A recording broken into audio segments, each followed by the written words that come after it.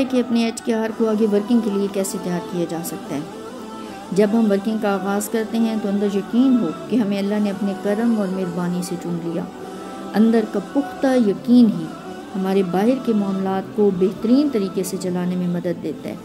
جب ہم خود یقین پر کھڑے ہوتے ہیں تو وہ یقین کی پاور ہی ہمیں مدد دیتی ہے کہ ہم اپنے HKR کو موٹیویٹ کر سکیں، ان کے اندر مشن کا جذبہ اور احساس بیدار کر سکیں، اس کو امت کی فلاح اور بھلائی کے مقصد کے لیے تیار کر سکیں، اس کو یوں تیار کر سکیں کہ وہ اللہ کے بندوں اور امتیوں کی فلاح کی راہ آسان کرنے کے لیے اپنا آپ لگا دینے کی طرف مائل اور راغب ہونے لگ جائے۔ اس وقت ہم اگر یہ بات یاد رکھیں کہ ہمیں ہمارے استاد نے کس طرح سے ورکنگ پر آمادہ کیا کہ ہم خود کو اس وقت پیش کر چکے ہیں، تو یہ بھی ہمیں طریقہ مدد دیتا ہے کہ ہم اپنے HKR کو کیسے آگے ورکنگ کے لیے تیار کریں۔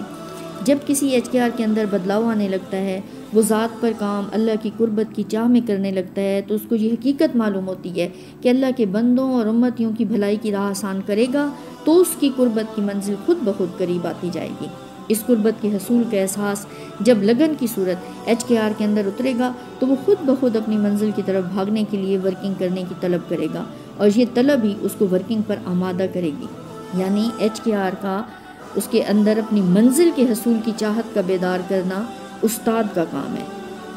اور وہ اس کو قربت کے لیے قدم آگے بڑھانے میں اس طرح سے مدد کرے کہ اس کے اندر یہ جذبہ اور چاہت جگا دے کہ اگر وہ امت کی فلاح کی راہ آسان کرے گا تو اس کی اللہ کی قربت کی راہ خود بخود کھلتی جائے گی اور وہ قدم بقدم منزل کے قریب چلا جائے گا۔ اس کو احساس دلائے کہ HKR بننے کے بعد ہم عموماً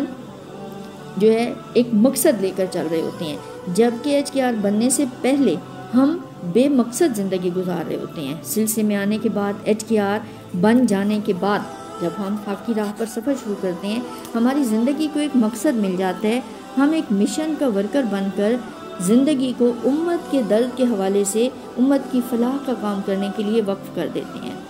استاد اس مقصد اور مشن کو اپنے HKR کے سامنے واضح کرے اور اس کے دل میں امت کا درد اور حسینی جذبہ جگائے، تاکہ وہ HKR اس کو اپنی خوش قسمتی سمجھے کہ وہ ایک ورکر کی طور پر آگے امت کی فلاح کا کام کرنے کے لیے چن لیا گیا ہے۔